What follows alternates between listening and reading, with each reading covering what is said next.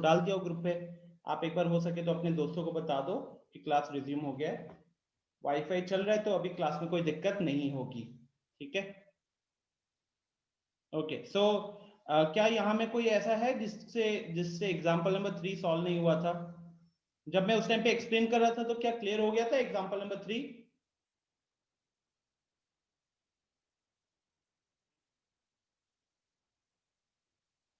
Okay, तो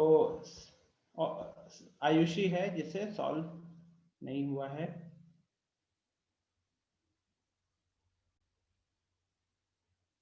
ठीक है, चलो देखो यार, आप यहाँ पे थोड़ा सा जैसे मैंने बताया कि इमेजिनेशन के ऊपर पूरा ये चलता है, राइट। थोड़ा सा इमेजिनेशन मतलब you need to have a very good understanding of how the object would B.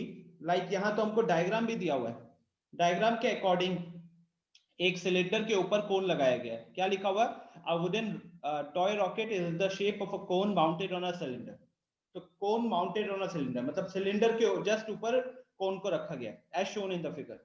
The height of the entire rocket is 26 centimeters, while the height of the conical part is 6 centimeters. तो पूरा rocket का height है 26 centimetre का, जिसमें से 6 centimetre तो खाली अपना कोन का हाइट है। तो बच्चा 20 सेंटीमीटर किसका हाइट होगा? दूसरा सॉलिड जो कि हमारा सिलेंडर है। इसके बाद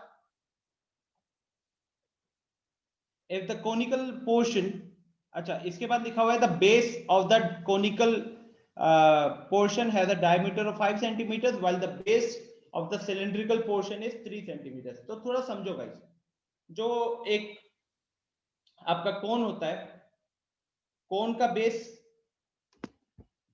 कोन का जो बेस होता है वो भी अपना एक सर्कल ही रहता है, ठीक है। कोन का बेस भी एक सर्कल रहता है और सिलेंडर का भी जो बेस होता है वो भी एक सर्कल ही रहता है, ठीक है। दोनों ही सर्कल रहते हैं। तो अगर दोनों का डायमीटर सेम है तो फिर ये एक दूसरे के ऊपर आते एग्जैक्टली। उस केस में ये एग्जैक्टली एक दूसरे के ऊपर रहते, ये कुछ इस तरीके का हो जाता। फिर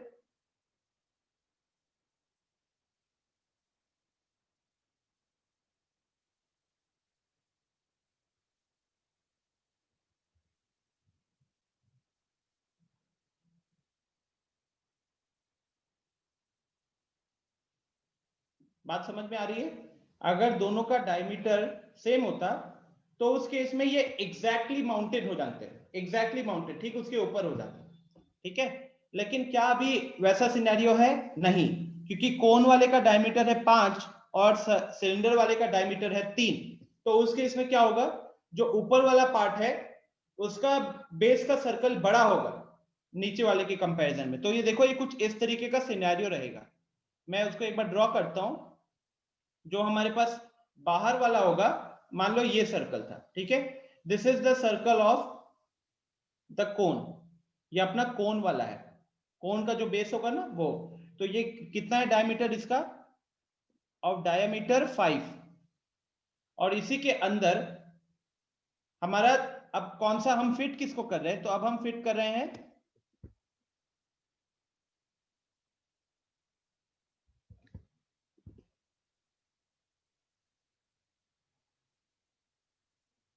हाँ तो अब इसी के अंदर आप किसको फिट कर रहे हो? तो हम सिलेंडर को एडजस्ट कर रहे थे। तो अब ये आपका जो आएगा ये सिलेंडर का रहेगा, सिलेंडर का सर्कल है। और इसका डायमीटर कितना है? इसका डायमीटर है 3, ठीक है। इसका डायमीटर है 3। तो थोड़ा सा सोचो कि जब आप पेंट कर रहे होंगे तो ये जो ब्लू कलर का पार्ट दिख रहा है ना यहाँ पे, ये ब्लू कलर का पार्ट, ये वाला एरिया हवा में रहेगा, जबकि ये अंदर वाला जो पार्ट है ये एक्चुअली कवर हो जाएगा। आप इमेजिन करो कि आपका जो बेस वाला सर्कल, कोन का जो बेस है वो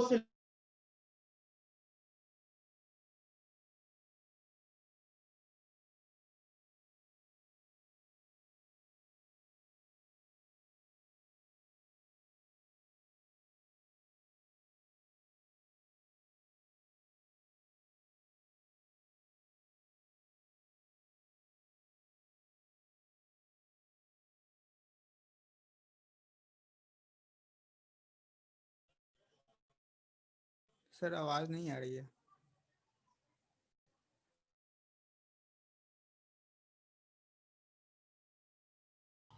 तेरा आवाज नहीं आया। सर वीडियो और आवाज दोनों नहीं आ रहा है। Video pause.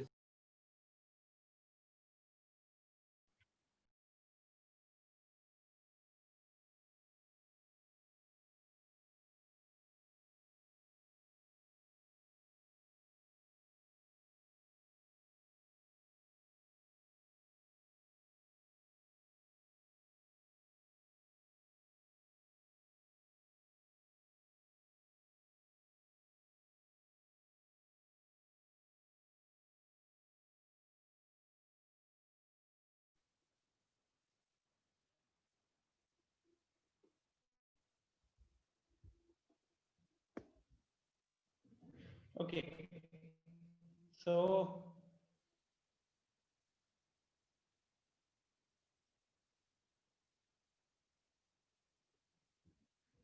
I was saying कि जब आप पेंट कर रहे होगे, ठीक से थोड़ा इमेजिन करो, आपका बस कौन सा वाला पार्ट पेंट होगा, कहां कहां पे आपका पेंट लगेगा।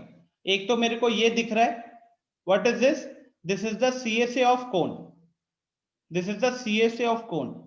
दूसरा कहां पे दिख रहा है आपको, ये वाला part, this is the CSA of cylinder. And तीसरा वाला पार्ट क्या है, तीसरा है ये देखो, ये कोन और सिलेंडर के नीचे, मतलब कोन के नीचे और सिलेंडर के ऊपर, यहाँ पे जो पार्ट है बीच में, ये थोड़ा सा पार्ट है ना, यहाँ पे थोड़ा सा पार्ट होगा जो कि बाहर की तरफ होगा, ठीक है, थोड़ा सा पार्ट होगा जो कि बाहर की तरफ होगा, इसका एरिया। अब ये कैसे कैलकुलेट करोगे आप, तो कोन का जो सर्कल है वो बड़ा वाला सर्कल है, और सिलेंडर का जो सर्कल है वो छोटा वाला सर्कल है। तो आप खुद सोचो ना कि अगर आपने एक बड़े सर्कल के ऊपर, आपने इस तरीके से एक बड़ा सर्कल लिया, और इस बड़े सर्कल के ऊपर अगर आपने एक छोटा सर्कल फिक्स किया, ठीक है, इस बड़े सर्कल के ऊपर मान लो कि आपने एक छोटा सा सर्कल फिक्स किया, तो उससे क्या होगा, कुछ एरिया है ना जो कवर हो जाएगा। कौन सा वाला एरिया कवर हो जाएगा, तो ये वाला जो पार्ट है ये अब पूरा कवर हो जाने वाला है, ठीक है, क्योंकि आप ये बड़ा वाला सर्कल आपने मान लो आपने कंपास से बनाया था, और आपने इसके ऊपर ये सिलेंडर लगाया, ठीक है, अपना पेन लगाया, पेन का सोचो, आपने वो टॉप लगाया, पेन का टॉप भी तो सर्कल की शेप में रहता है, तो जब आप पेन का टॉप स्क्रीन पे ऐसे रखोगे तो उतना सर्कल तो कवर हो गया ना, तो क्या बचेगा आपके पास, आपके पास बचेगा ये रिमेनिंग पार्ट। तो यहां पे वो रिमेनिंग पार्ट क्या होने वाला है, तो this will be the remaining part, ठीक है, this will be the remaining part here.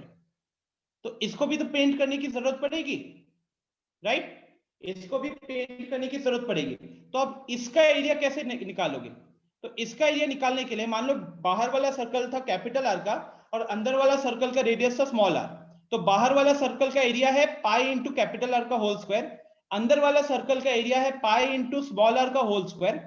तो बड़ा वाला सर्कल का एरिया में से जब छोटा वाला सर्कल का एरिया माइनस करोगे तो आपको रिमेनिंग एरिया मिल जाएगा, ठीक है, आपको रिमेनिंग एरिया मिल जाएगा। तो फाइनली इस क्वेश्चन में पूछा गया था कि आप बताइए कि टोटल एरिया क्या होगा पेंट करने के लिए। तो टोटल एरिया में आपका क्या क्या आने वाला है, आपका CSA ऑफ कौन आएगा, आपका CSA ऑफ सिलेंडर आएगा, साथ ही साथ देखो इस सिलेंडर का जो बेस है, सिलेंडर का जो बेस होगा वहां पे एक सर्कल है वो आएगा, और ये वाला पार्ट आएगा, ये जो मैंने अभी जिसमें ज्यादा टाइम लगाया ये वाला पार्ट आएगा, ठीक है। तो ये चार चीजें आने वाली हैं आपके पेंटिंग में। So now is it clear Raghavendra and Ayushi, क्या ये चीज अभी क्लियर है। मेन पार्ट है ये जो रिंग फॉर्म हो रहा है, ये रिंग का आपको आइडिया हुआ कि नहीं, ठीक है।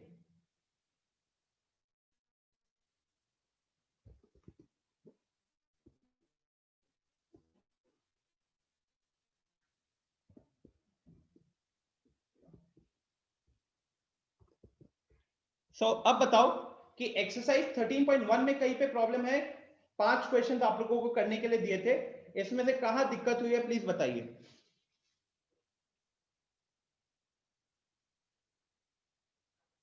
क्वेश्चन नंबर 4 सब 4 5 लिख रहे हैं, ठीक है। क्वेश्चन नंबर 4 कह रहा है अ क्यूबिकल ब्लॉक, मतलब एक क्यूब है, is surmounted by a hemisphere. तो क्यूब के ऊपर हमने एक हेमिस्फीयर लगाया है. क्वेश्चन पूछ रहा है what is the greatest diameter that the hemisphere can have. अब पता है क्या, क्वेश्चन नंबर 4 जो आपने पूछा और यहाँ का नंबर 2, इसका डायग्राम थोड़ा सेम होगा. इमेजिन करो, इसमें भी क्या है, the decorative block shown in figure 13.7 is made up of two solids, a cube and a hemisphere. दिख रहा है आपको, क्यूब के ठीक ऊपर क्या लगाया गया है, हेमिस्फीयर लगाया गया है. तो अगर आप इस डायग्राम को समझ पा रहे हो तो फिर ये क्वेश्चन सॉल्व करना इजी हो जाता है. कैसे? बिकॉज ये फिर एकदम सिमिलर हो जाएगा, बहुत सिमिलर हो जाएगा. ठीक है, in fact let me take the help of the diagram only, ताकि मेरे को डायग्राम नहीं बनाना पड़े और आप उसको समझ पाओ. ठीक है, तो यहां क्या लिखा हुआ है कि एक क्यूबिकल ब्लॉक है जिसका साइड है 7 सेंटीमीटर का और उसके ऊपर हमने हेमिस्फीयर लगाया है, उसके ऊपर हमने हेमिस्फीयर लगाया है. तो क्वेश्चन पूछ रहे कि what is the greatest diameter the hemisphere can have. Greatest diameter the hemisphere can have. अब थोड़ा सा देखो, ये 5 सेंटीमीटर की जगह मान लो कि अभी ये 7 सेंटीमीटर का था. ठीक है, मान लो कि ये 7 सेंटीमीटर का क्यूब था. तो आप बताओ कि ऊपर जो अभी ये है, ठीक है, ऊपर जो अभी हेमिस्फीयर आप फिक्स करोगे तो मैक्सिमम डायमीटर क्या हो सकता है. अगर मैं टॉप सरफेस की बात करूं तो टॉप सरफेस एक्चुअली में क्या होगा, एक स्क्वायर होगा, है कि नहीं. टॉप सरफेस एक्चुअली में एक स्क्वायर होगा और इस स्क्वायर का अगर हम लेंथ की बात करें, टॉप ये स्क्वायर का जो साइड होगा, ये साइड होगा कितने का, ये होगा हमारा 7 सेंटीमीटर का. राइट, ये होगा हमारा 7 सेंटीमीटर का. और आप कहीं ना कहीं जो हेमिस्फीयर को फिक्स करना चाहते हो, तो हेमिस्फीयर का जो बेस है, हेमिस्फीयर का बेस है एक सर्कल, आप उस सर्कल को इधर एडजस्ट करना चाहते हो. तो अब सिंपली अगर आपको सोचना था, आप ऐसे सोचते ना कि यार कितना मैक्सिमम हम सर्कल कितना बड़ा कर सकते हैं. इतना नहीं, इससे बड़ा हो सकता है. इतना, अभी भी आपको दिख रहा है कि इससे भी बड़ा हो सकता है. और कितना बड़ा कर सकते हैं हम लोग, एक साइड को टच करा दिया, अभी भी बड़ा हो सकता है. यस, हो सकता है.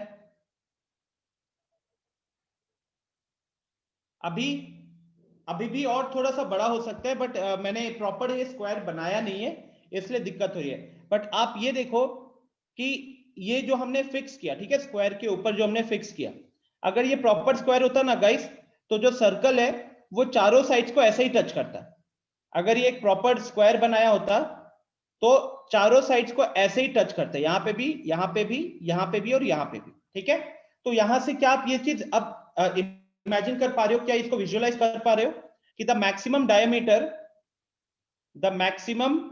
डायमीटर ऑफ हेमिस्फीयर जो कि हो सकता था, that will be equal to the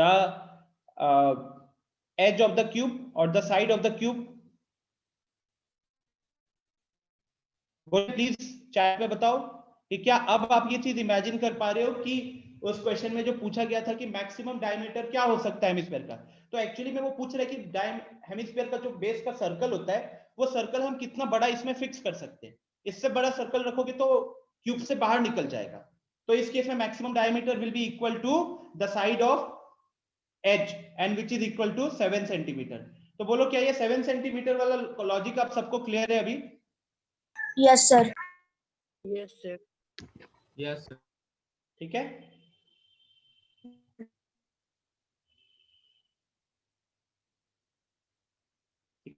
चलो, तो ये हो गया हमारा डन. ये पार्ट जब सॉल्व हो गया तो चलो फिर देखते हैं सेकेंड पार्ट क्वेश्चन में क्या पूछ रहा है. पहला तो डायमीटर पूछा था, हो गया 7. फिर पूछा है कि फाइंड द सरफेस एरिया. तो सरफेस एरिया जैसे एग्जांपल में निकाला था वैसे निकाल लोगे या मेरे को सॉल्व करना पड़ेगा? आपके डायमेंशंस आ गए तो ठीक है, एग्जांपल 2 जैसा ही हो गया ना, बस वैल्यू चेंज हो गई है.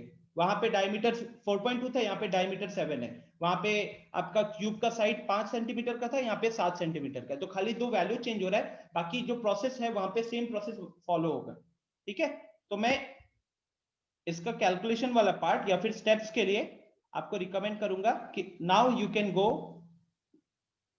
स्टेप्स के लिए टेक एग्जाम्पल 2। ठीक है, अगर आपको डायग्राम समझ में आ गया है तो फिर अब आप आराम से कर सकोगे। अंशु, पूजा, निखिल, शिक्षा, आप लोग भी हो जाएगा ना आप लोगों से अब? Yes sir. ठीक है, नेक्स्ट विशाल का क्वेश्चन है, क्वेश्चन नंबर 5।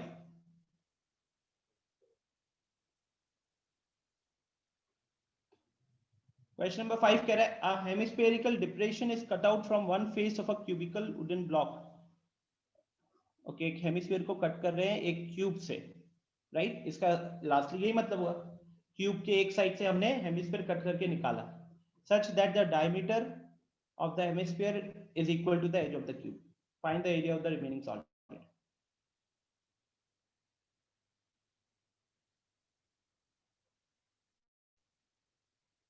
अच्छा, तो again Vishal, this question is very similar to this. ठीक है, वेरी सिमिलर। कैसे सिमिलर है बता रहा हूं।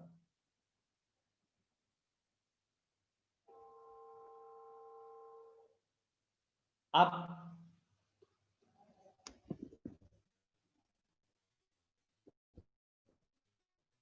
ये देख रहे हो क्या?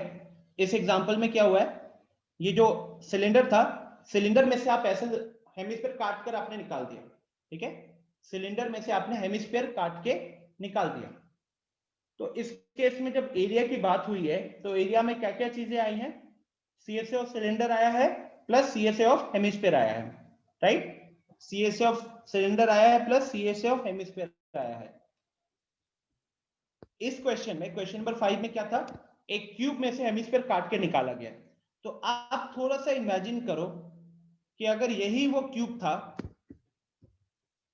और ये जो हेमिस्फीयर अभी ऊपर रखा गया है, आप सोचो कि ये हेमिस्फीयर इधर से कट करके निकाला गया होता, ये हेमिस्फीयर यहां से कट करके निकाला गया होता।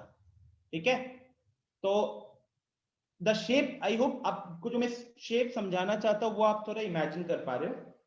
Imagine a cube, yes sir. Cube के एक साइड से कट करके उसको निकाल दिया, तो वहां पे कह सकते हो थोड़ा गड्ढा हुआ पड़ा है। ओके, तो अब इस शेप को इमेजिन करते हुए चलो अब वो क्वेश्चन को सॉल्व करते हैं। बिकॉज इमेजिनेशन अगर आपने कर लिया उस शेप को, फिर दिक्कत नहीं होने वाली। तो क्वेश्चन कह रहे कि बताइए भाई साहब, what is the surface area of the remaining, what is the surface area of the remaining solid. ठीक है, ये पूछ रहा है अभी इनसे। तो आपको अभी बताओ थोड़ा सा विशाल की कौन सा पार्ट आपको दिखेगा। वो क्यूब का पहले ये बताओ कि क्यूब के आपको क्या 6 के 6 सरफेसेस अभी देखने को मिलेंगे? No sir. नो, एक सरफेस आपको नहीं देखने को मिलेगा जहां पे गड्ढा हुआ पड़ा है, राइट? तो 5 सरफेसेस तो प्रॉपर देखने को मिलेंगे, उसमें तो कोई दिक्कत नहीं होने वाली। 5 सरफेसेस हमको अच्छे से देखने को मिलेगा, राइट? अच्छा, इसको मैं ये कह सकता हूं क्या कि 6 सरफेसेस ही देखने को मिलता, लेकिन उसमें से एक चीज माइनस हो जाएगा, बेस एरिया ऑफ हेमिस्फीयर। आपको छठा सरफेस का कौन सा पार्ट नहीं देखने को मिलेगा? जो सर्कल के कारण गड्ढा हुआ था, मतलब कहीं ना कहीं सर्कल वाला गड्ढा होगा। बात समझ में आ रही है? Let me draw it.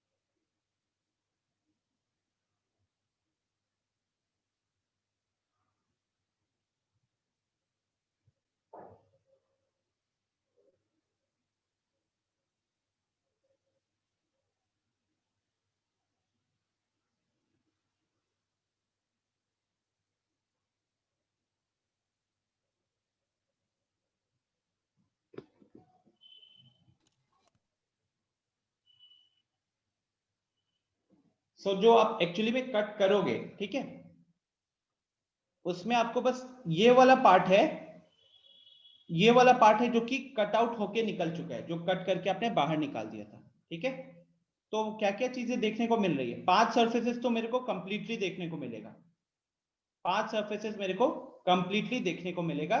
जो 6th सरफेस है, जो टॉप सरफेस है, इस टॉप सरफेस में कौन सा पार्ट आपको आप देखोगे? इसका ये वाला पार्ट देखने को मिलेगा, यस और नो? Yes, sir. ठीक है, तो इसमें से हमको साइड वाला पार्ट दिख रहा होगा। कौन सा पार्ट नहीं दिख रहा होगा? जो हेमिस्फीयर के कारण डिप्रेशन हुआ है, हेमिस्फीयर का जो डिप्रेशन हुआ है, ठीक है। तो ये वाला ऊपर का जो remaining part of the surface है, remaining part of the cubical surface, ये कैसे कैलकुलेट करेंगे? तो to calculate the remaining part of this cubical surface, मैं ये कह सकता हूं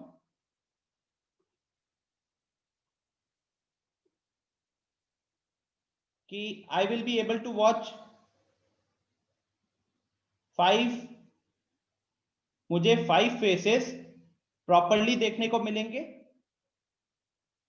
और 6th फेस जो है, 6th फेस में से क्या हटाना पड़ेगा मेरे को? मुझे area of base circle, area of base circle of hemisphere, इसको हटाना पड़ेगा। इसको क्यों हटाना पड़ेगा? क्योंकि वो ही जो रेड कलर वाला पार्ट दिख रहा है वहां पे डिप्रेशन हुआ है। तो कहने के लिए क्यूब का वो पार्ट तो हट चुका है, क्यूब का वो वाला पार्ट हट चुका है, ठीक है। तो वो हमें वो दिखाई नहीं देने वाला, राइट। तो व्हाट इज दिस? ये कहने के लिए ये जो पार्ट मैंने लिखा है, ये आपका पर्पल वाला, पर्पल कलर से जो रिप्रेजेंट किया था वो चीज है, ठीक है। ये आपका पर्पल कलर से जो रिप्रेजेंट किया था ये चीज है। अच्छा, साथ ही साथ क्योंकि हमने डिप्रेशन किया था, यहाँ पे गड्ढा हुआ है, तो गड्ढा आपको दिखाई दे रहा होगा, और उस गड्ढे का शेप क्या है? तो उस गड्ढे का शेप है हेमिस्फीयर का, उस गड्ढे का शेप है हेमिस्फीयर का। तो इसमें क्योंकि हमको वो गड्ढा दिखाई दे रहा होगा, तो वहां पे आपका एरिया कितना होगा? तो that will be equal to the CSA of hemisphere, that will be equal to the CSA of hemisphere, ठीक है। फिर से बता रहा हूं, इस क्यूब के हमको साइड के बाकी 5 फेसेस अच्छे से देखने को मिलेंगे। छठा फेस में ये बीच में हेमिस्फीयर का जो डिप्रेशन हुआ, हेमिस्फीयर का जो गड्ढा हुआ, उसके कारण मुझे क्यूब का वो वाला एरिया दिखाई नहीं देगा, उसके जगह पे मुझे हेमिस्फीयर दिखाई देगा। तो बाकी जो बचा हुआ थोड़ा सा क्यूब का पार्ट है, वो कैसे कैलकुलेट करोगे? तो वो मैंने लिखा हुआ है 6th face. 6th face actually में स्क्वायर है, राइट। ऊपर तो हमारा स्क्वायर है, तो स्क्वायर में से हम क्या माइनस करेंगे? हम हेमिस्फीयर का जो बेस सर्कल होगा, हेमिस्फीयर का जो बेस का सर्कल होगा जिसके कारण गड्ढा हुआ है, वो वाला पार्ट माइनस कर देंगे। तो उससे मुझे उस टॉप सरफेस का बाकी बचा हुआ पार्ट दिखाई देगा, ठीक है। तो 5 सरफेसेस दिखाई देंगे, छठे फेस का मेरे को साइड में थोड़ा थोड़ा क्यूब का पार्ट दिखाई देगा, और इसके अलावा बीच में जो गड्ढा हुआ था हेमिस्फीयर का, तो मुझे हेमिस्फीयर का प्रॉपर शेप भी दिखाई देने वाला है। तो अब वो हेमिस्फीयर का शेप कैसे क्या होगा उसका एरिया? तो that will be equal to the CSA of hemisphere, that will be equal to the CSA of hemisphere, ठीक है। तो now is this clear? Yes, sir. ठीक है, अब अपना कैलकुलेशन थोड़ा सा, हाँ बोलो। सर मेरा आंसर नहीं आया, यही किए हैं तो। अच्छा, आंसर नहीं आया, ठीक है, अभी देख लेते हैं। देखिए 5 फेसेस प्लस 6 फेस, तो 6 के 6 फेसेस यहां पे आ रहे हैं, तो उस केस में हम क्या लिखेंगे? 6a²। 5 फेसेस प्रॉपर्ली दिखेंगे, छठा फेस में से मुझे ये माइनस करना है, तो 6 फेस का एरिया भी तो क्या होता? वो स्क्वायर होता। तो कहने के लिए मैं TSA ऑफ क्यूब ले रहा हूं, जो कि 6a² हो गया, उसमें से मैं हेमिस्फीयर का बेस का सर्कल माइनस करूंगा, जो कि πr² होगा, और CSA ऑफ हेमिस्फीयर जो कि 2πr² होगा, ठीक है। तो आपको ये कैलकुलेशन परफॉर्म करना है। सो 6a² minus πr² plus 2πr², ये कितना हो जाएगा? ये हो जाएगा प्लस πr², ठीक है, ये हो जाएगा आपका प्लस πr²। तो एक बार सबको ही बस 2 मिनट लगा और जल्दी से कैलकुलेट करो। तो यहां पे ध्यान दीजिएगा, diameter is equal to edge of the cube. अच्छा, हमको वो एज वगैरह कुछ दिया नहीं है, हाँ, डायमीटर दिया हुआ है L, तो डायमीटर L दिया हुआ है। मैं थोड़ा सा स्क्रीन से चीजें रब कर रहा हूं। सर जब डायमीटर एल दिया हुआ है तो उसको लेकर के करेंगे ना, हाँ हाँ हाँ एग्जैक्टली। तो उस क्यूब का साइड भी एल हो जाएगा। क्यूब का साइड एल हो जाएगा, लेकिन फॉर्मूला में पाई आर स्क्वायर में आप आर क्या रखोगे? तो 6L² हो जाएगा ना, नहीं टोटल नहीं, सरफेस एरिया क्यूब वहीं का। पे गलती हो रहा है। यहाँ पे here a is equal to L, आपका जो क्यूब का एज होगा वो एल होगा, लेकिन जो आपका आर होगा वो l/2 होगा ना, क्योंकि यस डायमीटर। सर, इसमें तो वही किए हैं, curve surface area of hemisphere में वही किए हैं, लेकिन क्यूब में जब टोटल सरफेस एरिया निकालेंगे हाँ तो उसका तो 6L² हो जाएगा ना। हाँ 6l² हो जाएगा। चलो ये मैं निकालता हूं। So therefore TSA is equal to 6l² plus pi r²। तो r का वैल्यू हमारा अगेन l²/4 है। अगर हम यहाँ पे l² कॉमन ले लेते हैं तो हमारे पास ब्रैकेट में बचेगा 6 प्लस पाई/4। 6 प्लस पाई/4 हो गया आपका l² 24 प्लस पाई। पाई के टर्म्स में अगर हम छोड़ते हैं तो ये आंसर हो जाना चाहिए।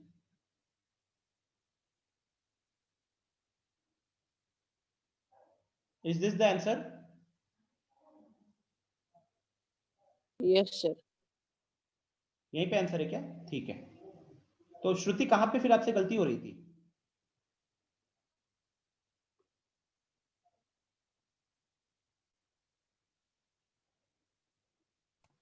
सर इसमें 4 बाहर कैसे आ गया सर अंदर से? जो एलसीएम लिया मैंने, 6 प्लस पाई/4 ब्रैकेट के अंदर एलसीएम लोगे तो एलसीएम कितना का आएगा? 4 का आएगा ना, वही 4 बाहर लिखा है मैंने, और ये 6 4 24 प्लस 5। ठीक है, श्रुति क्लियर है ये?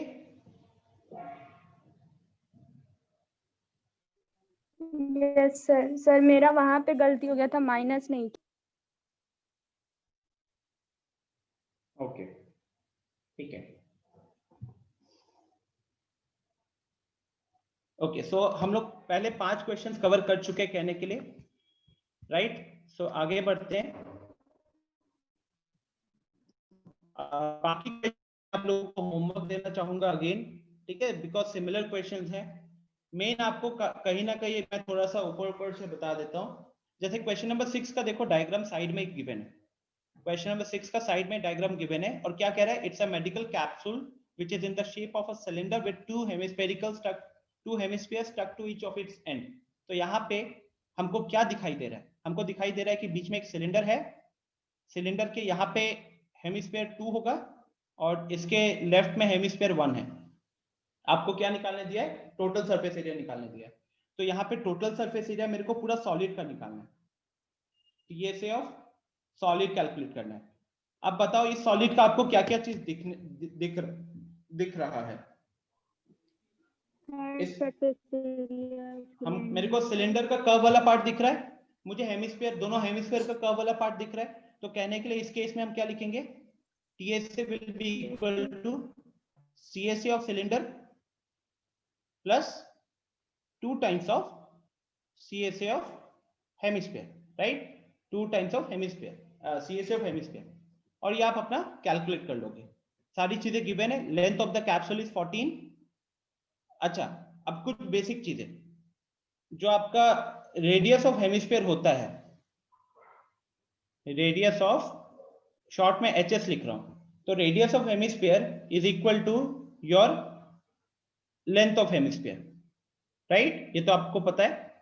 सो यहां क्वेश्चन ने पहले ही बता दिया कि आपका जो हेमिस्फीयर है उसका डायमीटर है 5 का, उसका डायमीटर है 5 मिलीमीटर का।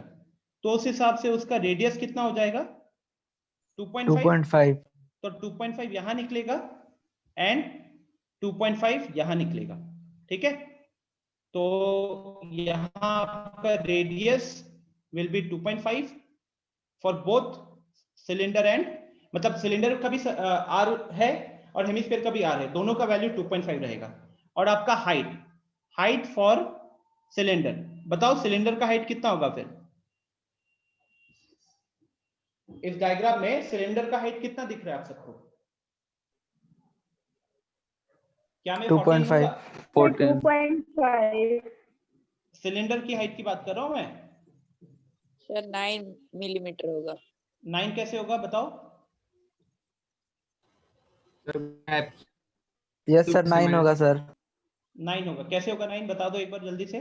सर दोनों साइड से 2.5 सब्ट्रैक्ट करेंगे। हुआ है सर दोनों साइड से हेमिस्फेयर का रेडियस सर, जो रिड्यूस लेंथ करेंगे सर। दिया टोटल लेंथ और जो हाइट एग्जैक्टली तो कहीं ना कहीं डायमीटर आपका माइनस किया। दोनों साइड से हम हेमिस्फीयर का रेडियस को माइनस कर देंगे, तो जो बीच में जो 9 मिलीमीटर बचा वो 9 मिलीमीटर अपना सिलेंडर का हाइट हो जाएगा। ठीक है, आप देखो आपको सीएसए कैलकुलेट करना है तो मुझे सिलेंडर का आर चाहिए और एच चाहिए। आर तो 2.5 दिख रहा है, एच आपको कैलकुलेट करना पड़ेगा यहाँ पे 9। फिर हेमिस्फीयर के केस में हेमिस्फीयर के दोनों जो रेडियस है वो मेरे को दिख रहे हैं। ठीक है, तो ये इंफॉर्मेशन सबसे पहले तो डायग्राम अपने दिमाग में क्लियर रखना है कि डायग्राम किन किन चीजों से बना है। उसके बाद आपको अगला स्टेप कि इसका टोटल सरफेस एरिया कैलकुलेट करने में हर ऑब्जेक्ट का या हर सॉलिड का क्या क्या चीज आने वाला है, सीएसए आएगा या टीएसए आएगा, ये दूसरा स्टेप हुआ। फिर तीसरा स्टेप हुआ कि सीएसए वगैरह कैलकुलेट करने के लिए जो हमको डिमेंशंस चाहिए आर और एच का, क्या वो क्वेश्चन में डायरेक्टली गिवन है या नहीं। अगर डायरेक्टली गिवन है तो फॉर्मूला यूज करेंगे, और अगर डायरेक्टली गिवन नहीं है तो थोड़ा सा मैनिपुलेशन करके वैल्यू निकालेंगे। ठीक है, so I hope this part is clear guys. खुद से भी ट्राई करना, मैंने आपको कहीं ना कहीं एक अच्छा खासा हिंट दे दिया है। फाइन, सेम अभी जैसे मेरे को 9th का डायग्राम दिख रहा है, तो 9th का डायग्राम सीधी सी बात है, क्वेश्चन कुछ नहीं पढ़ा, ये पार्ट कह रहा हूं इसको पढ़ो ही मत। ठीक है, बिल्कुल मत पढ़ो, खाली इस डायग्राम को देखो। इस डायग्राम को देखकर अगर मैं आपसे पूछता हूं कि इस डायग्राम का कर्व सरफेस एरिया बताओ, क्या होगा? चैट बॉक्स में बताओ इस डायग्राम का कर्व सरफेस एरिया क्या होगा। I will give you 1 minute का टाइम, एक बार सोचो। सर किस डायग्राम का? 13.11।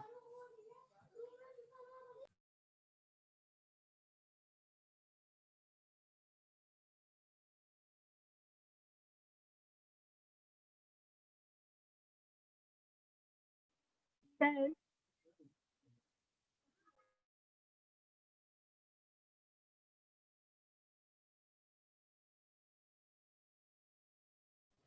सर कौन सा डायग्राम का देना?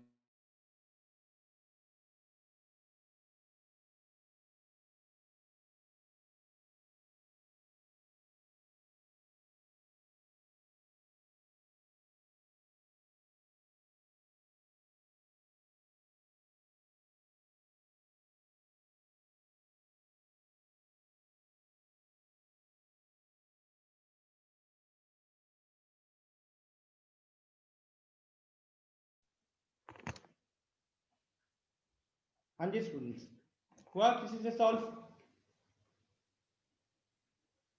सर कौन सा डायग्राम कर देना है? कौन सा डायग्राम दिख रहा है आपको स्क्रीन पे? एक ही डायग्राम तो दिख रहा है। सर तो इसमें तो पहले सिलेंडर का कर्व सरफेस एरिया निकाल करके फिर हेमिस्फेयर का निकाल देंगे। तो मैं चैट में यही पूछ उसके रहा हूँ कि बाद बताइए फिर कि पूरे सॉलिड का सीएसए क्या होगा, पूरे सॉलिड का सीएसए क्या होगा?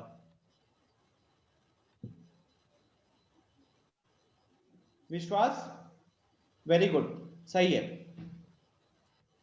चैट में आप सब बताओ कि पूरे सॉलिड का यहाँ पे कर्व सरफेस एरिया क्या होगा।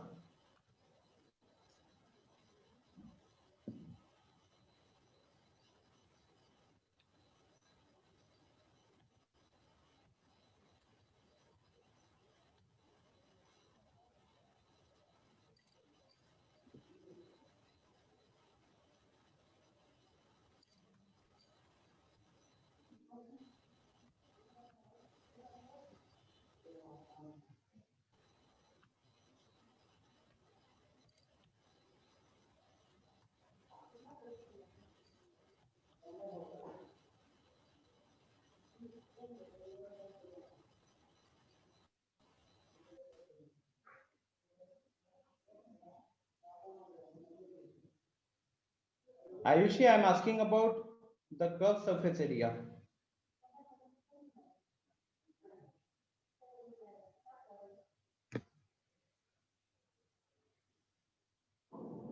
ठीक है श्रुति, जस्ट 1 मिनट। अच्छा सुनो, जब मैं पढ़ता था ना और मुझे दिक्कत होती थी एरिया के बारे में, जब भी बात होती थी, हाँ जब भी बात होती थी और मुझे दिक्कत होती थी वहां पे कि यार क्या करेंगे यहाँ पे, मतलब कैसे निकालेंगे, तो हमें बताया गया था मुझे कि आप जब भी एरिया की बात होगी ना तो आप सोचो कि वो जिस एरिया की बात कर रहा है, आप सोचो कि पेंट करना होता है आपको, तो पेंट करने के टाइम पे कहाँ कहाँ पे आप ब्रश लगाते हैं, ठीक है, पेंट करने के टाइम पे कहाँ कहाँ पे ब्रश लगाते हैं। जैसे यहाँ पे अभी फिलहाल हमको क्या दिया गया है, हमको पूछा गया है टोटल सरफेस एरिया, ठीक है, हमको पूछा गया है टोटल सरफेस एरिया। तो मुझे अभी जो ऑब्जेक्ट दिख रहा है, इसके जितने भी सरफेसेस हैं, सारे सरफेसेस पे मुझे पेंट करना पड़ेगा। इसका यही मतलब हुआ कि अगर मुझे इसका टोटल सरफेस एरिया निकालना है तो ये सॉलिड में जहां जहां पे मेरे को सरफेस इसका दिख रहा है उन सारे जगहों पे मैंने उस पे पेंट लगाना है। अब इसका कौन सा चीज मुझे दिख रहा है, तो मुझे मेरा पेंट जाएगा सबसे पहले सिलेंडर के, जो सिलेंडर है उसका कर्व सरफेस एरिया पे, राइट। तो इसका जो टीए से कैलकुलेट करेंगे तो पहले कहां पे, CSA of cylinder, right, CSA of cylinder. उसके बाद अगला फिर आपका ब्रश कहां पे जाएगा, सीएसए ऑफ सिलेंडर कहां पे है, साइड में ये वाला पार्ट। फिर आपका ब्रश कहां पे जाएगा, तो ये ऊपर और नीचे दोनों क्या है, हेमिस्फीयर के बाउल्स है एक तरीके से, राइट, हेमिस्फीयर के स्कूप्स है। तो इसका भी जब पेंट आप करोगे ना, हेमिस्फीयर पे भी जो पेंट लगाओगे, तो क्या हेमिस्फीयर का कर्व सरफेस एरिया आएगा या टोटल सरफेस एरिया आएगा, चैट में बताओ। जब आप पेंट करोगे तो हेमिस्फीयर का कर्व वाला पार्ट पे जाएगा कि पूरा टोटल सरफेस एरिया लेना पड़ जाएगा।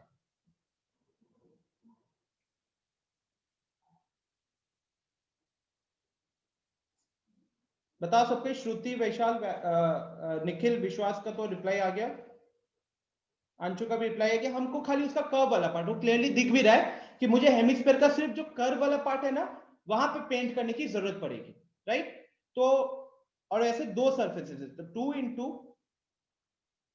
2 into CSA of hemisphere, 2 into CSA of hemisphere, ठीक है। ये मेरा क्या कहते हैं, पेंट वाले एरिया में आ जाएगा, है कि नहीं। अच्छा, विश्वास ने पूछा था यहाँ पे एक क्वेश्चन कि सर इसका TSA और CSA सेम होगा क्या। तो विश्वास, इसका अगर आप कोई भी पार्ट उठाओगे ना तो वहां पे कर्व ही है, सिलेंडर वाला कर्व पार्ट दिख रहा है, हेमिस्फीयर का कर्व पार्ट दिख रहा है, तो यहाँ पे both will mean the same thing, both will mean the same thing. जैसे स्फीयर के केस में होता है यार, स्फीयर के केस में हम टोटल सरफेस एरिया जब वर्ड यूज करते हैं तो आप वहां देखते हो तो उसके सारे ही सरफेसेस कर्व रहते हैं, राइट, सारे ही सरफेसेस कर्व रहते हैं। तो यहाँ पे आपको जनरली इस तरीके के जब कॉम्बिनेशन ऑफ सॉलिड्स देते हैं ना वो लोग, तो वो लोग इससे बचने के लिए हमेशा टोटल सरफेस एरिया ही आपको पूछते हैं, हमेशा टोटल सरफेस एरिया, ताकि फिर वो स्टूडेंट्स के माइंड में वो डाउट ना आए और फिर वो पूरे सॉलिड को इमेजिन करे और देखे कि अच्छा उसका कौन सा सरफेस हमको दिखाई दे रहा है, ठीक है। तो अब रही बात, जैसे ही आपने ये फिगर आउट कर लिया कि इसका जो टोटल सरफेस एरिया होगा that will be equal to the CSA of cylinder plus 2 times the CSA of hemisphere, तो अगला चीज आपको आप क्या सोचना है कि भाई साहब CSA ऑफ सिलेंडर निकालने में मेरे को चाहिए R और H। तो मैं क्वेश्चन पढ़ूंगा और मैं फिगर आउट करूंगा कि क्या R और H मेरे को डायरेक्टली गिवन है। तो यहाँ पे H दिया हुआ क्वेश्चन है 10, H दिया हुआ क्वेश्चन है 10 और R भी मेरे पास गिवन है, और जो R मेरा सिलेंडर के लिए है वही R में हेमिस्फीयर में भी यूज कर लूंगा, राइट। तो क्वेश्चन है H एंड R की वैल्यू स्ट्रेट फॉरवर्ड दी है जिसको हम यहाँ पे यूज करेंगे और हमारा काम हो जाएगा खत्म, ठीक है। So is the question clear, approach clear है क्या, अगर समझ में यस आया? सर। ठीक है, बाकी लोग yes sir. Clear sir. Yes sir. ठीक है। आयुषी मैं आपको क्लास के एंड में बताता हूँ बिकॉज बाकी सबको समझ में आ गया है, इससे नहीं तो हम एक क्वेश्चन को अगर 3-3 बार चलेंगे तो यार बहुत पीछे रह जाएंगे।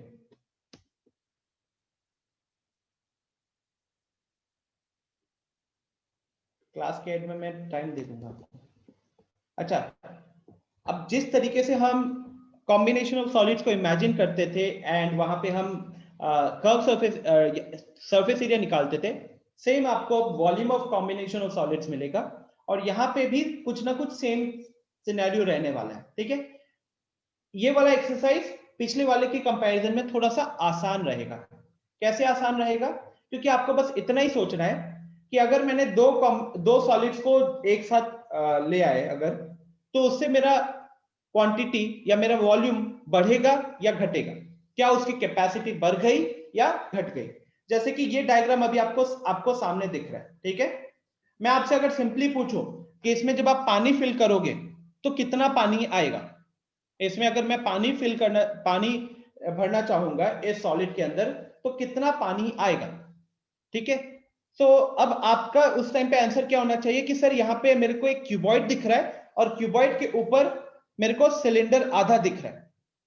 क्यूबॉइड के ऊपर कहीं ना कहीं मेरे को हाफ सिलेंडर दिख रहा है कि नहीं? कहने के लिए सिलेंडर को आधा काट के उसके ऊपर फिक्स कर दिया गया है। तो यहाँ पे जो मेरा वॉल्यूम होगा, ठीक है, यहाँ पे जो मेरा टोटल वॉल्यूम होगा that will be equal to volume of cuboid. Okay, that will be equal to volume of cuboid plus half volume of cylinder. मतलब जो पानी जितना मेरे को मैं फिल कर सकूंगा वो कितने के इक्वल होगा? जितना क्यूबॉइड में जाएगा प्लस सिलेंडर का जितना भी कैपेसिटी था उसका हाफ। सिलेंडर का जितना भी कैपेसिटी था उसका हाफ। क्या ये लॉजिक समझ में आया आप सबको? Yes sir. Yes sir. ठीक है, आयुषी क्या ये चीज समझ में आई है अभी? Boys, is this clear? Raghavendra, Nikhil? Yes sir. Yes sir. देखो Ayushi, volume of a combination of solid, ये कॉन्सेप्ट क्या है कि आपको 2-3 सॉलिड्स एक साथ मिलेंगे। ठीक है, जैसे आपको एक्सरसाइज 13.1 में मिला था और वहां पे आपको कैलकुलेट करना पड़ेगा टोटल वॉल्यूम। ठीक है, यहाँ पे आपको कैलकुलेट करना पड़ेगा टोटल वॉल्यूम। वहां पे क्या होता था गाइस कि जब आप दो सॉलिड को एक दूसरे के ऊपर रखते थे तो some part of the surface area disappears in the process of joining them, है कि नहीं? मतलब जब हम दो चीजों को जोड़ते थे तो बीच में कुछ पार्ट रहता था जो कि कवर हो जाता था।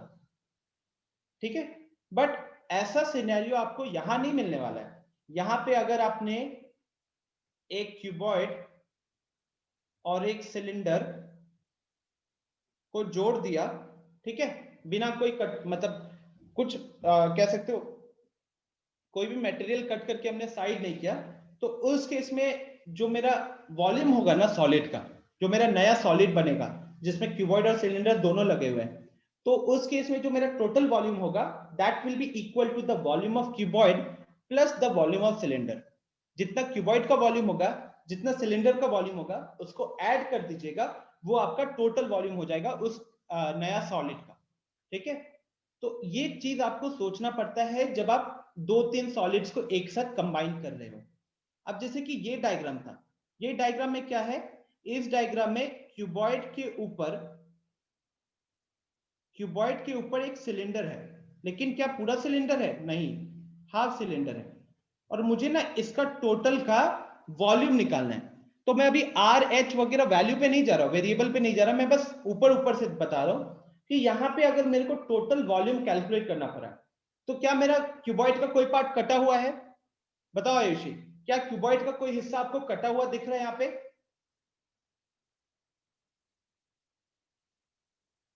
नहीं दिख रहा, राइट?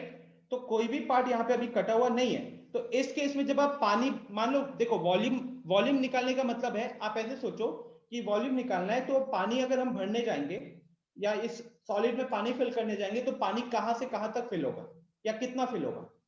तो मेरा पूरा का पूरा cuboid, full cuboid will get field, right? पूरा का पूरा जो क्यूबॉइड है वो पानी से फिल हो जाएगा। उसके बाद उस क्यूबॉइड के ऊपर आपको क्या दिख रहा है? सिलेंडर दिख रहा है। उस क्यूबॉइड के ऊपर आपको सिलेंडर दिख रहा है, लेकिन क्या पूरा सिलेंडर दिख रहा है? नहीं, हाफ सिलेंडर दिख रहा है। तो अब जो पानी ऊपर आते रहेगा, तो अब जो पानी क्यूबॉइड में कंप्लीट क्यूबॉइड के हाइट तक आने के बाद अब वो कहां तक जाएगा? अब वो सिलेंडर का जो टॉप है ना, वहां तक जाने की कोशिश करेगा। तो अब इस बीच में कितना और पानी आने वाला है, कितना और वॉल्यूम आएगा? That will be equal to half the volume of cylinder. Yes और नो? और आपको एक्स्ट्रा कितना पानी भरना पड़ेगा? जितना सिलेंडर का वॉल्यूम है उसका हाफ। तो मेरा इस पूरा सॉलिड का टोटल वॉल्यूम फिर क्या हो गया? टोटल वॉल्यूम हो गया क्यूबॉइड का volume plus half into cylinder का volume. Is it clear? Yes, sir. ठीक है, चलो आयुषी को ये समझ में आया। नेक्स्ट देखो, अभी मैं एग्जांपल्स की ये सब सीधे मतलब बता रहा हूं कि अच्छा ये क्या है। अब जैसे यहां मत पढ़ो, इधर पढ़ने की कोई जरूरत नहीं है। यहां क्या दिख रहा है आपको? आपको दिख रहा है कि एक सिलेंडर है और उस सिलेंडर के नीचे क्या किया है? हेमिस्फेरिकल डिप्रेशन बना दिया गया। ठीक है, हेमिस्फेरिकल डिप्रेशन बना दिया गया। तो मतलब कहने के लिए सिलेंडर के नीचे गड्ढा है। तो अब यहाँ पे वॉल्यूम बढ़ेगा कि घटेगा? इसके कारण वॉल्यूम बढ़ेगा कि घटेगा? बताओ। घटेगा सर। घटेगा, राइट। कितना, किसके कारण घटेगा? वो जो डिप्रेशन किया गया है, वो जो हेमिस्फीयर कट करके बाहर निकाला गया है, राइट। तो यहां अगर हम पानी फिल करेंगे तो क्या मेरा सिलेंडर का वॉल्यूम के बराबर होगा? नहीं, जितना हेमिस्फीयर का वॉल्यूम होगा सिलेंडर में से उतना माइनस हो जाएगा।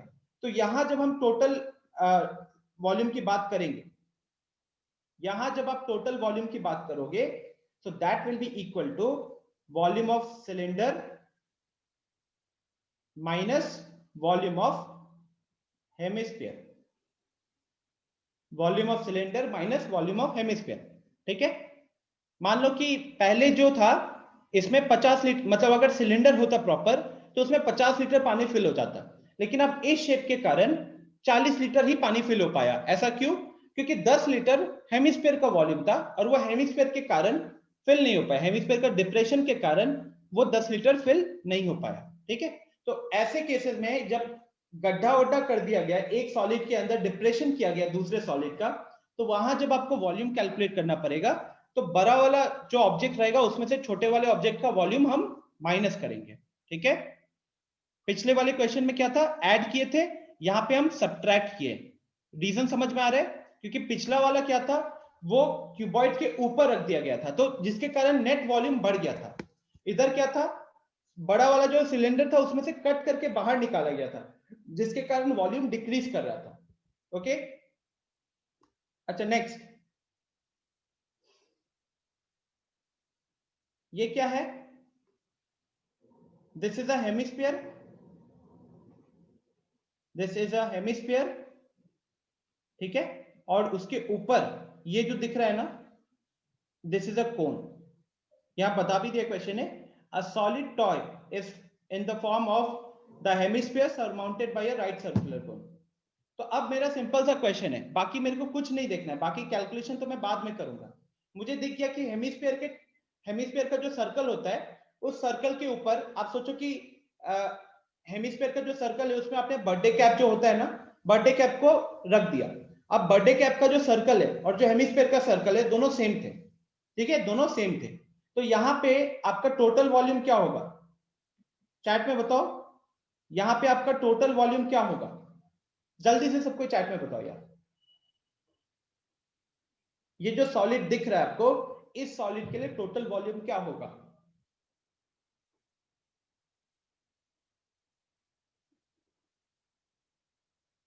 सेम लॉजिक सोचिएगा कि पानी अगर मेरे को भरना पड़ा, ठीक है, इसमें, तो पानी कहां कहां जाएगा?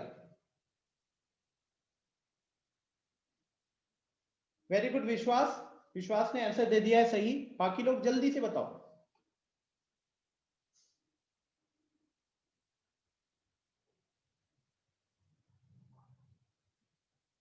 प्रियंका, निखिल, शुभम,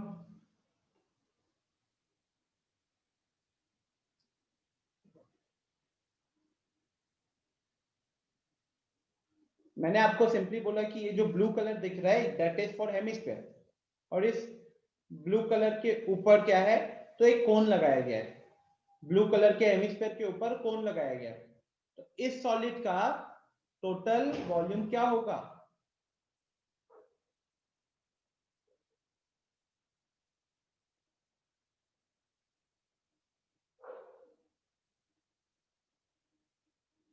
आयुषी थोड़ा ट्राई करो, इंस्टेंटली गिव अप कर देते हो, बाकी लोग ट्राई कर रहे हैं।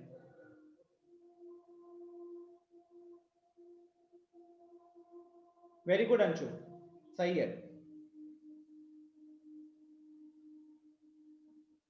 श्रुति 25.12 सेंटीमीटर क्यूब तो यहाँ पे भी दिख रहा है हम लोगों को, वो तो स्क्रीन पे भी दिख रहा है। राइट नाउ मैं आपको सॉल्व करने के लिए नहीं बोल रहा हूँ, मैं सिंपली बोल रहा हूँ कि यहाँ पे टोटल वॉल्यूम कैसे निकालते हैं। मैं अप्रोच के बारे में बात कर रहा हूँ, सॉल्व करना तो मुझे पता है हर स्टूडेंट कर लेगा, इंपॉर्टेंट चीज तो अप्रोच है ना। शिक्षा गलत, we are talking about volume but you are taking CSA। Volume का CSA क्या लेना देना?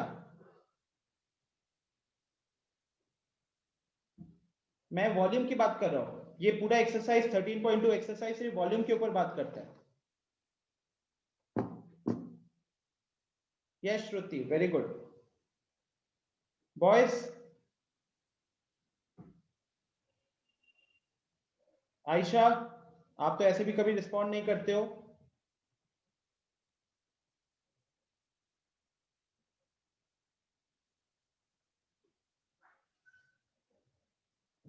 दिस जो इन्होंने डायग्राम बनाया थोड़ा सा कॉम्प्लिकेटेड डायग्राम बनाया, but when you read the question is simply saying that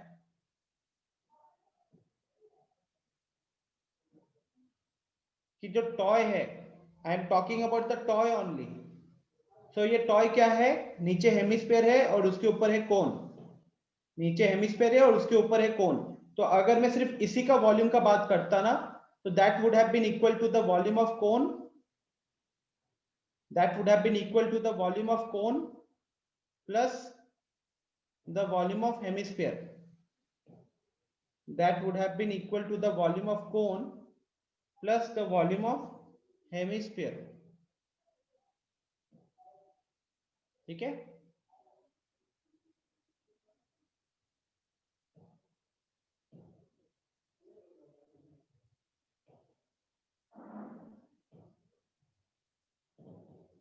exactly तो इस तरीके से आपको क्वेश्चन थोड़ा सा बस वो करना पड़ेगा। देखो यहाँ पे क्या दिया हुआ है, यहाँ पे दिया find the difference between the volume of the cylinder and the volume of the toy. Volume of cylinder निकालना कोई बड़ी बात है क्या? ये सिलेंडर का हाइट हो गया और ये आपका सिलेंडर का रेडियस हो गया, तो सिलेंडर का वॉल्यूम निकालना बड़ी बात नहीं थी। यहाँ पे बड़ी बात क्या थी, वो जो टॉय दिया हुआ है उस टॉय का वॉल्यूम निकालना। ठीक है, उस टॉय का वॉल्यूम निकालना वो यहाँ पे मुश्किल काम था।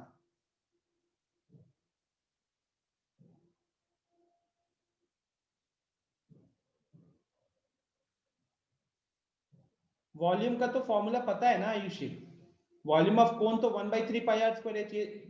फॉर्मूला तो मैंने कल ही बताया था, आज तो मैं बस बता रहा हूँ कि अप्रोच क्या होगा यहाँ पे।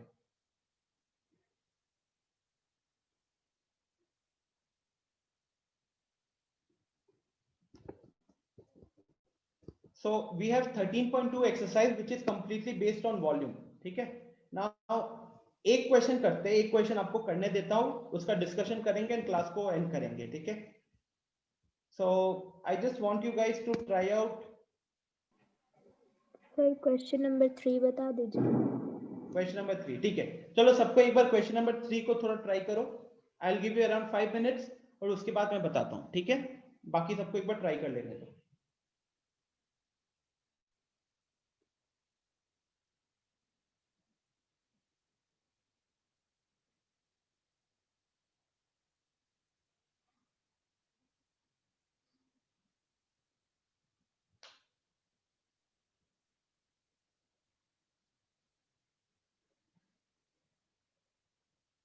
फाइव मिनट्स में इसका डिस्कशन करते हैं, ट्राई कीजिए अच्छे से। सबसे पहले जो गुलाब जामुन है उसका शेप कैसा है वो बताया है क्वेश्चन में।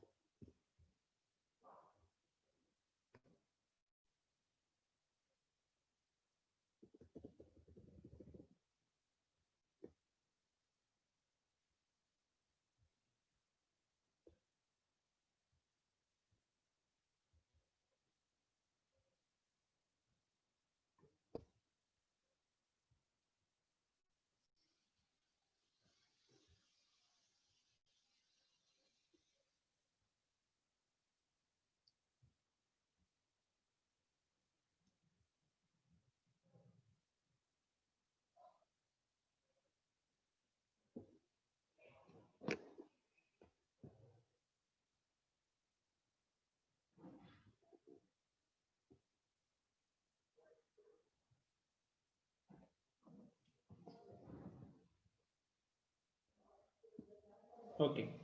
So the question is there in front of your screen. First of all, the question is saying that a gulab jamun contains sugars syrup up to 30% of its volume. तो अगर gulab jamun 1 kilo का था तो उसमें 300 ग्राम सिर्फ वो sugar का syrup है, राइट? फिर हमें पूछा गया है find approximately how much syrup would be found in 45 gulab jamuns, each shaped like a cylinder with two hemispherical ends with length 5 centimeter and diameter 2.8 centimeter.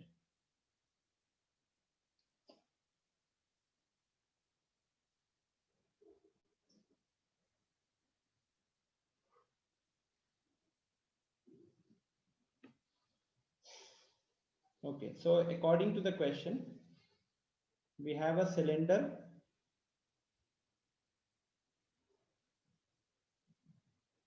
plus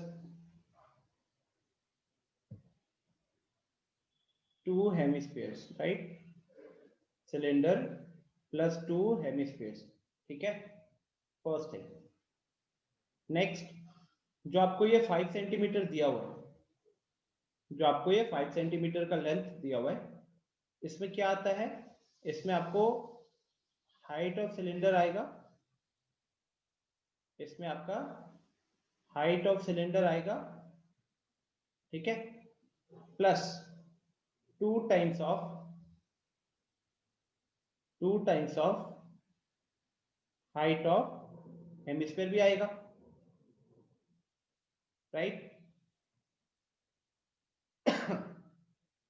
अब यहां पे हाइट ऑफ रेडियस तो height of hemisphere तो हमको पता है क्योंकि hemisphere का डायमीटर है 2.8, तो अगर हेमिस्फीयर का डायमीटर है 2.8 तो उसका हाइट कितना हो जाएगा? 2.8 का आधा 1.4, right? So 5 is equal to जो 5 सेंटीमीटर दिया हुआ है, इस 5 सेंटीमीटर में आपका हाइट ऑफ सिलेंडर आएगा प्लस 2 टाइम्स ऑफ 1.4 आएगा, ठीक है? तो 2 टाइम्स ऑफ 1.4 आपका 2.8 हो गया। 2.8 को राइट साइड में भेज देंगे तो आपका हाइट ऑफ सिलेंडर आ जाएगा, that will be equal to 5 minus 2.8 which will come out to be 2.2 centimeters. Okay, तो एट दिस मोमेंट हमारे पास सिलेंडर के डायमेंशंस आ चुके हैं, हमारे पास हेमिस्फीयर के डायमेंशंस आ चुके हैं। तो अगला चीज आपको क्या करना चाहिए? अगला चीज आपको कैलकुलेट करना चाहिए वॉल्यूम ऑफ गुलाब जामुन, ठीक है? शॉर्ट में जीजे लिख रहा हूं। तो अब जो हमारा गुलाब जामुन है, क्वेश्चन के अकॉर्डिंग उसका शेप कैसा है? तो एक सिलेंडर है और साइड में 2 हेमिस्फीयर लगे हुए हैं। तो साइड में जो 2 हेमिस्फीयर लगे हुए उससे उसके कारण जो टोटल वॉल्यूम है वो सिलेंडर के वॉल्यूम से ज्यादा होगा, और एक्चुअली में क्या रहेगा वो? That will be equal to the volume of cylinder plus 2 times of the volume of hemisphere, ठीक है? Plus 2 times the volume of hemisphere. Do you agree with this thing or not? That the volume of gulab jamun will be equal to the volume of cylinder plus 2 times the volume of the hemisphere. Yes or no, guys? ये part समझ में आया है क्या? Yes, sir. ठीक है? आयुषी, ये part समझ में आया है?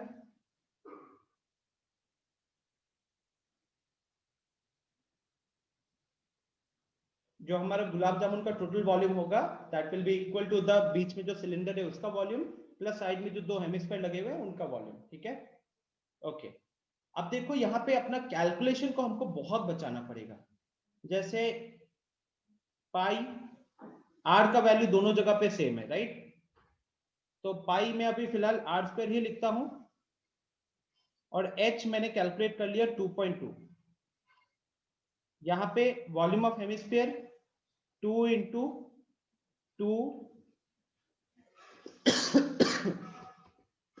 2 पाई आर स्क्वायर, ठीक है? वॉल्यूम ऑफ हेमिस्फीयर क्या होता है? 2 पाई आर स्क्वायर। दोनों जगह का आर मैंने सेम क्यों लिखा है स्मॉल लेटर में? क्योंकि दोनों का आर का वैल्यू भी सेम है, तो सबसे पहले क्या कीजिएगा, कॉमन जितना होता है ना, याद रखना सर, 9th में भी आपको यही बोला जाता है कि सरफेस एरिया में जितना हो सके कैलकुलेशन को अवॉइड करो, कॉमन लो और लास्ट में कैलकुलेशन परफॉर्म करो। तो देखिए अभी मैं क्या क्या चीज कॉमन ले सकता हूँ दोनों में, दोनों से पाई कॉमन ले सकता हूँ, दोनों में से मैं आर स्क्वायर कॉमन ले सकता हूँ। तो लास्टली क्या बचा, यहां से बचा 2.2 और यहां से क्या बचा 2 × 2 4। ठीक है, अच्छा साथ ही साथ ये जो बाहर पाई लगा हुआ है, अब इसको हम सिंप्लीफाई कर लेते हैं। तो पाई का वैल्यू हो गया आपका 22/7, आर कितना है 1.4, तो 1.4 का स्क्वायर करना है, इसलिए 1.4 × 1.4 लिख रहा हूं। ठीक है, और उसके साइड में 2. का वॉल्यूम 2/3 पाई आर क्यूब हो गया ना। ठीक है, थोड़ी सी गलती हो गई, थैंक यू फॉर रिमाइंडिंग यार।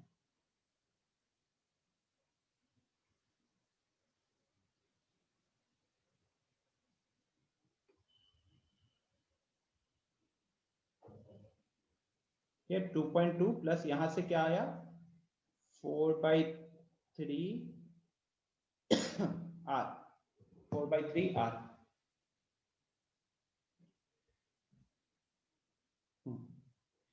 अब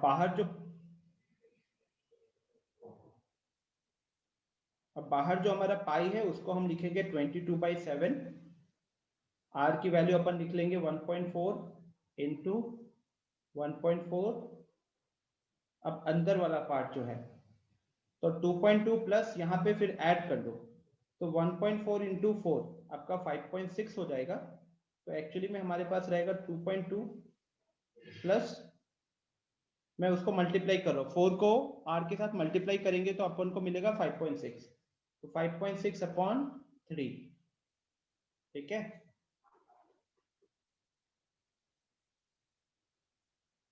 कैंसिल, देखो पाई का हमने वो क्यों किया, ताकि थोड़ा कैंसिलेशन दिखे। जैसे फिलहाल ये क्या दिख रहा है 7 to the 14 होता है, अब क्योंकि 1.4 है तो इसलिए कैंसिल करोगे तो 0.2 आएगा। ठीक है, कैंसिल करोगे तो 0.2 आएगा। तो फाइनली अब हमारे पास जो यहाँ आया है, can we avoid this calculation somehow, 6.6 7.2 right now। ठीक है, तो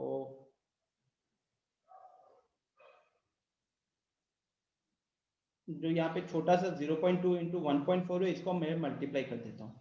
अब 14 to the 28 होता है, 14 to the 28 होता है, 2 डेसिमल लगे हैं, तो इसीलिए ये मल्टीप्लिकेशन क्या हो जाएगा 0.28 हो जाएगा। ठीक है, अंदर की बात करें तो अंदर आपका एलसीएम आ जाता 3 का, और ये हो जाता 6.6 + 5.6, 6.6 + 5.6, 6 + 5 11, 0.6 + 0.6 1.2, तो 11 + 1.2 आपका बन जाएगा 12.2। ठीक है, मैं इसको यहीं पे एंड करूंगा, एंड नहीं करूंगा, आई मीन टू से कि कैलकुलेशन में इसके आगे करूंगा नहीं अभी। I will go with the next part of the question, हो सकता है बाद में हेल्प करे, राइट। बाद अगर कुछ कैंसिलेशन आगे हो गया तो ठीक है, नहीं तो मल्टीप्लाई कर लेंगे। बट फॉर द टाइमिंग एक गुलाब जामुन का वॉल्यूम इतना है cm3। ठीक है, वॉल्यूम निकाला हमने। अब क्वेश्चन कह रहा है कि आप हमसे क्या पूछा है, हमसे पूछा है कि अगर ऐसे 45 गुलाब जामुन है तो उन 45 गुलाब जामुन में शुगर सिरप कितना होगा, और उसके लिए इंफॉर्मेशन दिया कि एक गुलाब जामुन में 30% शुगर सिरप होता है। तो ये देखो हमने अभी जो कैलकुलेट किया है, ये this is volume of 1 gulab jamun. ठीक है, this is the volume of 1 gulab jamun. तो implies volume of sugar syrup कितना होगा।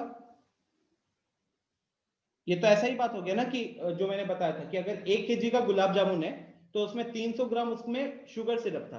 तो यहाँ पे अगर एक गुलाब जामुन का वॉल्यूम आपके सामने 22 × 0.28 × 12.2/3 दिख रहा है, तो उसमें से शुगर सिरप कितना होगा, वो होगा इसका 30%, राइट। ये जो भी वैल्यू थी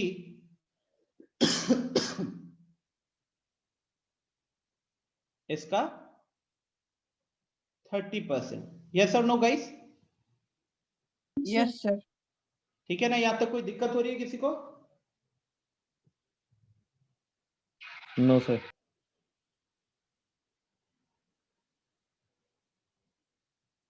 ओके, अलग करके वो भी देख लूंगा कैसे कर रहे हो। तो ये कितने में आया? This is the volume of sugar syrup इन 1 गुलाब जामुन। ठीक है, ऐसे हमारे पास कितने गुलाब जामुन से? 45। 45। So therefore volume of SS लिख रहा हूं, शुगर सिरप इन 45 GJ। ठीक है, तो वॉल्यूम ऑफ शुगर सिरप इन 45 गुलाब जामुन, ये कितना हो जाएगा? 45 टाइम्स हो जाएगा। 45 इंटू जो भी ऊपर लिखा हुआ था, 30% है तो 30/100 लिख रहे हैं, इंटू ये आगे की चीजें लिख रहे हैं, तो 22 इंटू 0.28 इंटू 12.2 अपॉन 3। ठीक है, ये स्टेप समझ में आया? शिक्षा, आयुषी, ये स्टेप समझ में आया जो 45 इंटू ये किया?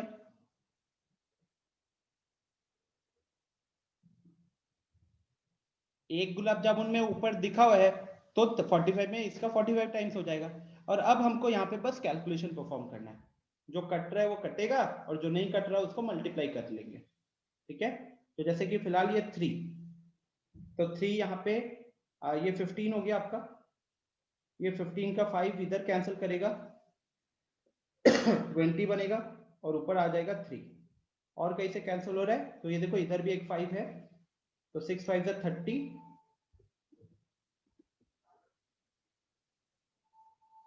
ठीक है, नेक्स्ट 6 5 30, 5 4 20। और कैंसिल होते हुए दिख रहा है क्या? तो हो रहा है 4 से 0.28। 4 से 0.28। तो ये कैंसिल हो गया। यहाँ पे 28/4 7 होता है, बट क्योंकि यहाँ पे 2 डेसिमल लगा है 0.07। तो इसलिए 0.07। ठीक है, तो अब ये कैंसिलेशंस करने के बाद हमारे पास फाइनल क्या बचा? We have 3 into 6 into 22 into 0.07 into 12.2।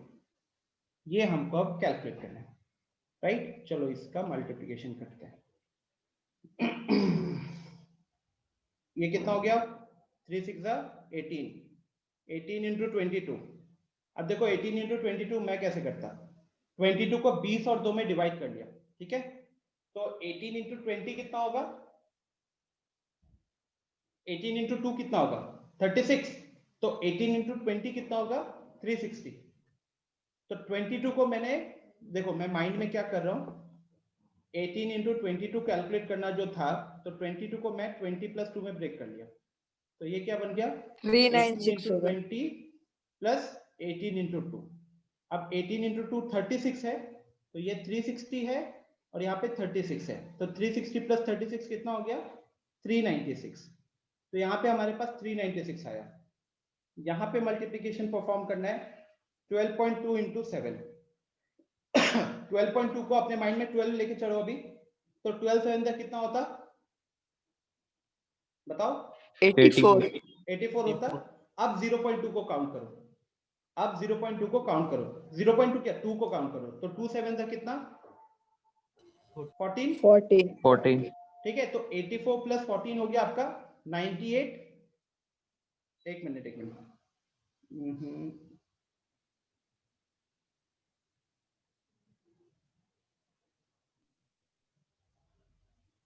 Sir value आ गया।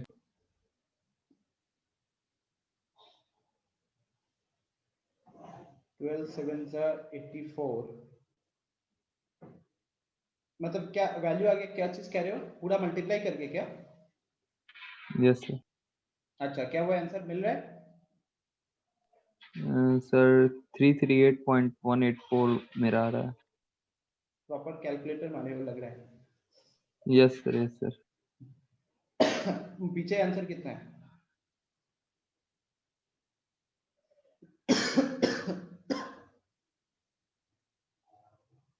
338 338 ना, वो अप्रॉक्स लिया होगा। एक बार यस सर सेम दे रहा है। ठीक है, देखो ब्रैकेट में लिखा हुआ भी है, find approximately how much volume.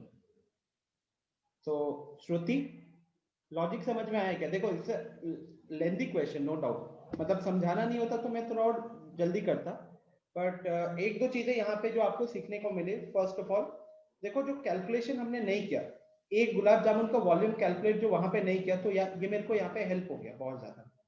0.28 वाला फैक्टर ही पूरा हट गया है कि नहीं? सोचो 28 से मल्टीप्लाई नहीं करना पड़ रहा, तो वो पूरा का पूरा फैक्टर हट गया। डिनोमिनेटर से सारी चीजें हट गई है कि नहीं? डिनोमिनेटर से सारी चीजें हट गई, तो यहाँ पे कैलकुलेशन आपका इजी हो ही गया ऑटोमेटिकली। ठीक है, व्हाट वाज द अप्रोच यार? एक बार वापस से जल्दी से अप्रोच के बारे में बात कर लेते हैं। तो मेरा गुलाब जामुन का शेप था, बीच में सिलेंडर, साइड में दो हेमिस्फीयर्स। तो मैंने क्या किया, एक गुलाब जामुन का वॉल्यूम निकाल लिया। कैसे? कॉम्बिनेशन ऑफ सॉलिड का concept, volume of cylinder plus 2 times the volume of hemisphere. वो मैंने कैलकुलेट किया, तो वो मेरा पूरा का पूरा गुलाब जामुन का वॉल्यूम आया। उसमें से कह रहा है क्वेश्चन कि 30% शुगर सिरप है। ठीक है, तो 30% जो मैंने वॉल्यूम कैलकुलेट किया था गुलाब जामुन का, उसका 30% निकाला। तो वो देख सकते हो आप, यहाँ पे लिखा हुआ है 30% इंटू जो ऊपर कैलकुलेट किया गया था। अब ये 30% आया है एक गुलाब जामुन का। मेरे को ऐसे 45 गुलाब जामुन के टोटल शुगर सिरप निकालने थे, तो इसीलिए मैंने क्या किया, इस चीज को 45 से मल्टीप्लाई कर दिया, और फिर लास्ट में अपना ढेर सारा कैलकुलेशन।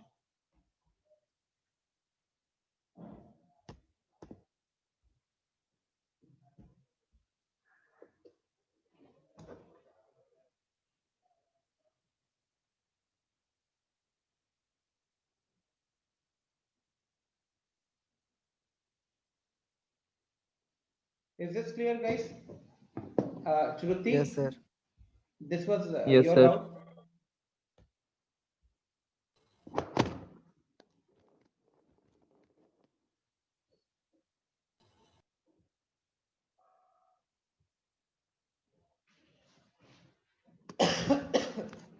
हाँ, तो फिर आप लोग को होमवर्क पता है, 13.1 और 13.2 कंप्लीट कीजिएगा।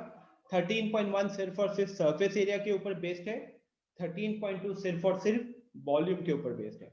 एंड ट्रस्ट मी, अगर 13.1 एंड 13.2 दोनों आपसे हो चुके हैं, तो 13.3 में आपको बिल्कुल भी मेहनत नहीं पड़ेगी। It is that easy.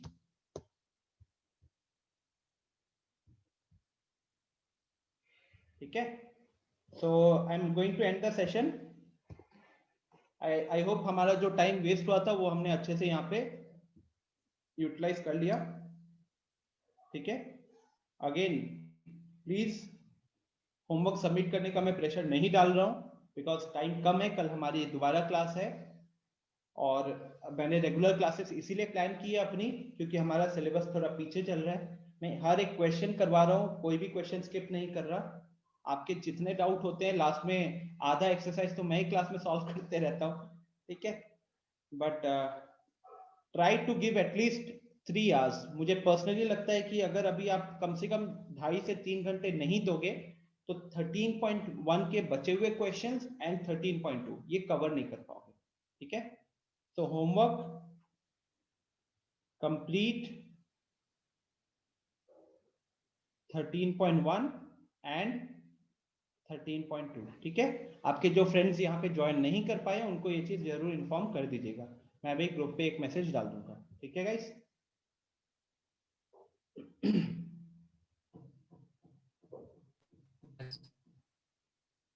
Ayushi, I am running extremely busy यार, extremely busy. I have 100+ messages right now जो मुझे देखने हैं, एंड यहाँ पे सेंटर शिफ्ट हो रहा है, उसमें बहुत बिजी था। मेरा संडे में रिलैक्स नहीं किया, Sunday was more hectic than the other days. ठीक है, एंड उसके बाद I am taking 4 classes a day. शाम को 8th 10th में ले रहा हूँ, 9th मैंने दूसरे को ये किया है, और सुबह 11th 12th ले रहा हूँ। और ये इसीलिए कर रहा हूँ क्योंकि आगे हॉलीडेज आ रही हैं आप लोगों को, और आई एम थिंकिंग कि चलो हफ्ते में 3 क्लासेस, 3 दिन में 3 क्लासेस निपटा लेते हैं, थोड़ा लॉस कम होगा इनका। मेरा तो एफर्ट पड़ रहा है, आपका भी एफर्ट पड़ रहा है, बट रीजन यही है कि फिर हॉलीडेज आ रही हैं और सिलेबस हमने लेट से शुरू किया। ठीक है, सो थैंक यू एवरीवन। मिलते हैं कल की क्लास में. Try to give at least 2.5 to 3 hours. Okay. Thank you sir. Bye, sir. Welcome. Bye sir.